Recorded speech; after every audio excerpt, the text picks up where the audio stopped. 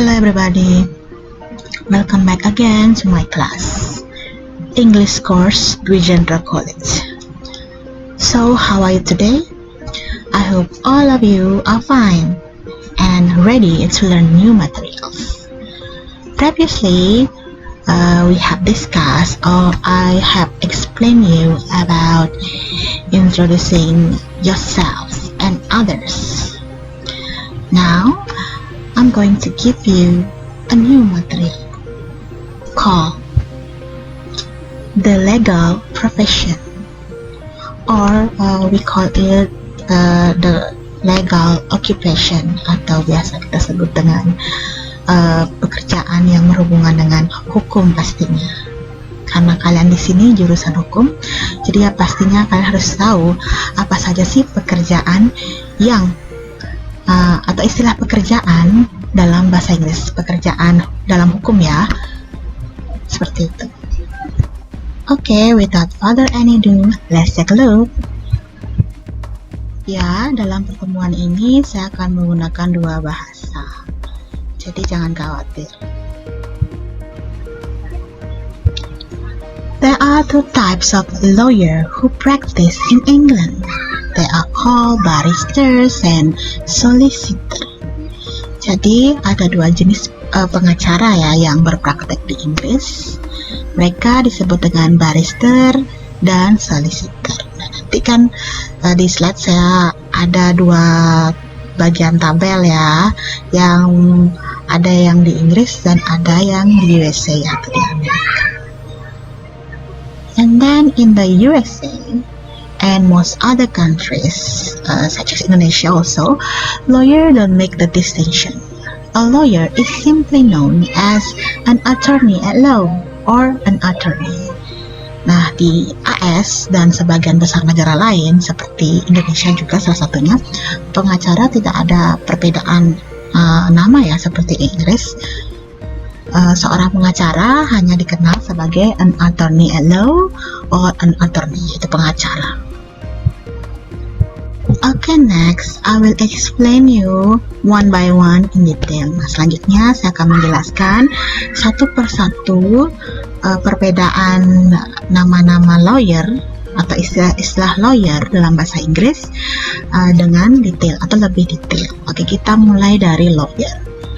This is the general job title that we use for people who work as solicitor, barrister, or attorney. Jadi lawyer ini adalah jabatan umum atau pekerjaan umum yang biasanya kita gunakan ya untuk orang-orang yang bekerja sebagai pengacara atau solicitor, barrister, atau attorney. Nah, next ada barrister. This person is a lawyer who gives legal advice and opinion to solicitor. He or she passed the exam of the bar council at the end of his or her studies.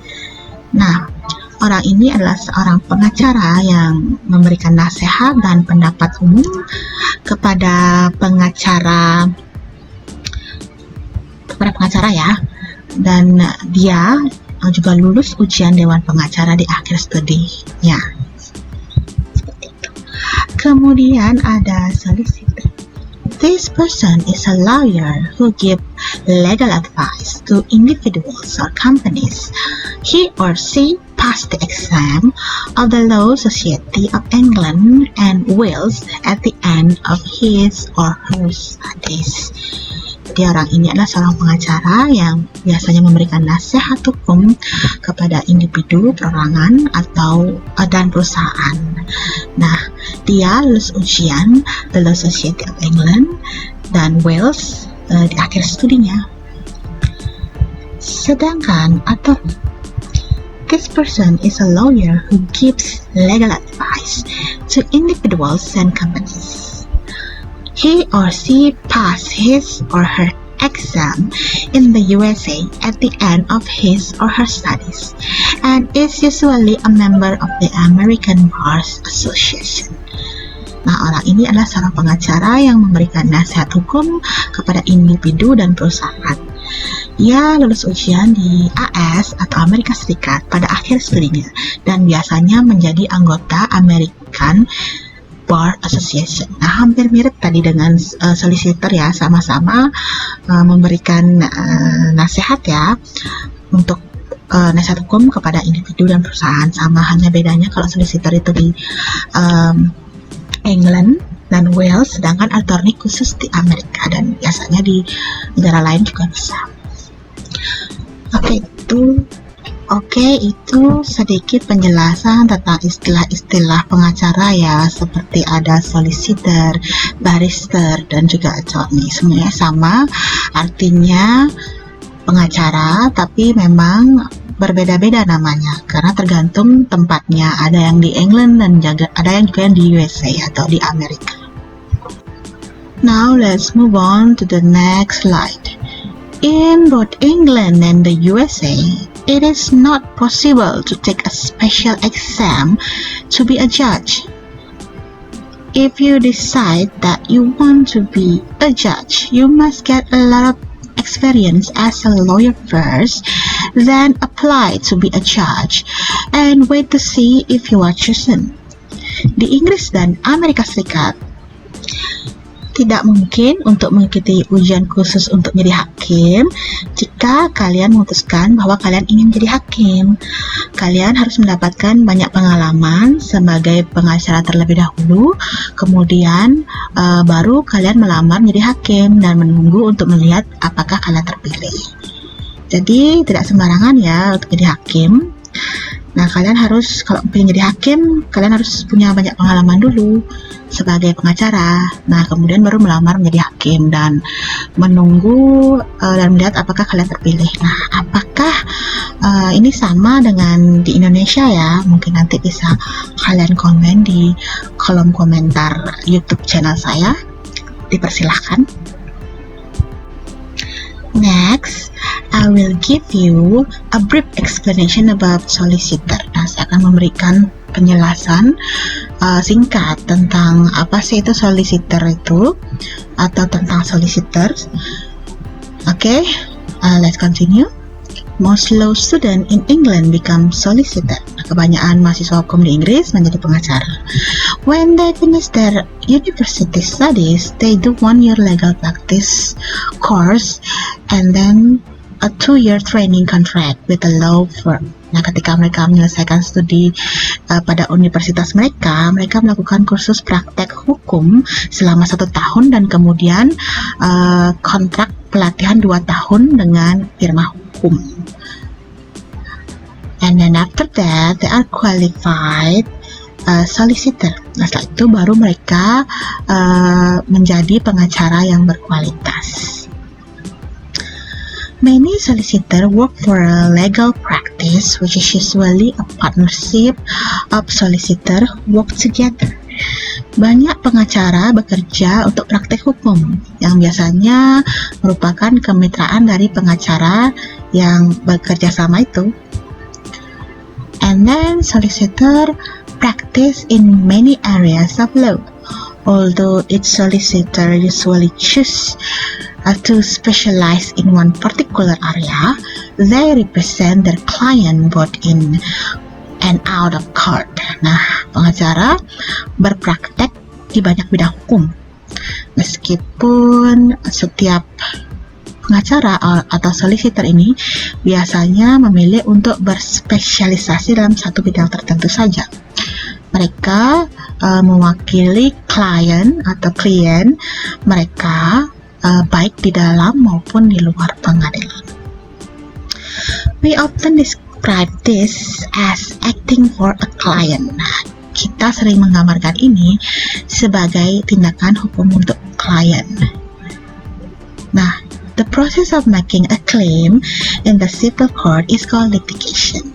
Nah, proses pengajuan gugatan di pengadilan perdata disebut dengan litigasi. Nah, apakah penjelasan itu sering kalian dengar sebagai pengacara yang ada di Indonesia?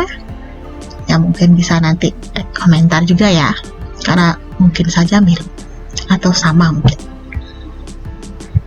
Okay, now let's move on to the next slide. It's about brief explanation about barrister.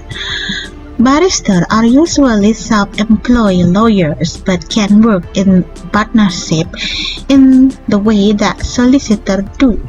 They are specialists in advocacy, which is the skill of speaking for someone in court. Pengacara atau barrister ini biasanya adalah pengacara wira swasta, tetapi dapat bekerja dalam kemitraan seperti yang dilakukan pengacara atau solicitor.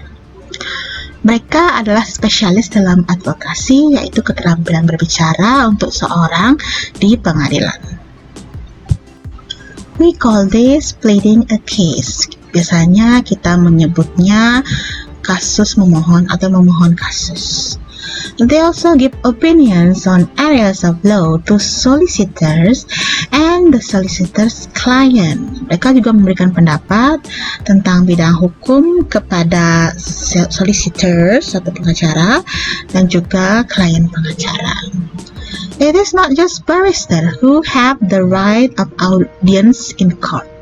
Solicitors are also allowed to represent their client in court, and many solicitors appears in court every day. Nah, bukan hanya pengacara atau barrister yang memiliki hak audiensi di pengadilan, solicitor juga diizinkan untuk mewakili klien mereka di pengadilan, dan banyak pengacara atau solicitor muncul di pengadilan setiap hari. And it is not true to say that a client always need a barrister in court. Nah, tidak benar jika mengatakan bahwa klien selalu membutuhkan barrister di pengadilan. Solicitor juga dibutuhkan. Yeah, that's all about the legal occupation. Nah, itu semua istilah-istilah atau pekerjaan dalam bidang hukum atau pekerjaan yang ada di pengadilan, bisa kita sebut seperti itu. Mungkin kalau ada istilah lain, kalian bisa komentar di kolom komentar. Ini bisa menambah pengetahuan kita, karena itu saja yang bisa atau saya telah pelajari mengenai istilah-istilah atau nama-nama pekerjaan yang ada di bidang hukum.